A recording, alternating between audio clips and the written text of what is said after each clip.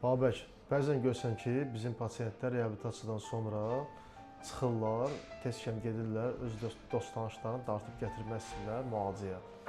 Sizcə nə dərəcədə doğrudur bu? Mən bunu deyim ki, Əkbər müəllim, mən bu yaxınlarda siz dediyiniz situasiyadan bir dənə oldu. Mənim çoxdandan tanıdığım, istifadə etdiyim bir yoldaşım mənə zəng vurdu ki, Bakıdayıq, kömək lazımdır mənə. Mən bildim ki, 10 bölümdə 3 nəfərdirlər, üçü də aktiv istifadədədir. Yəni mən özümə həmin o icazəni verib gedib onlarla görüşmürəm. Çünki təcrübədə belə şeylər var ki, bu həmin vaxt insan kömək məqsədilə gedir, öz başında belə qrup quraşdırır ki, mən gedib ona kömək edəcəm, amma onlara qoşulub istifadəyə gedən insanlar olub deyəndə mən 32 ay ayıqlım olmana baxmayaraq, mən həmişə bu barədə sizə məlumat vermişəm. Mən heç vaxt yəni tək heç bir istifadədə olan narkoman yanına getməmişəm. Yəni bu mənim sağalmayan tərəfimdir yəni. Ona görə həmişə fikirləşib sağlam addım atıram, sizlə bölüşürəm, öndə gedənlərimə məsləhət edirəm. Sağ ol. Sağ ol.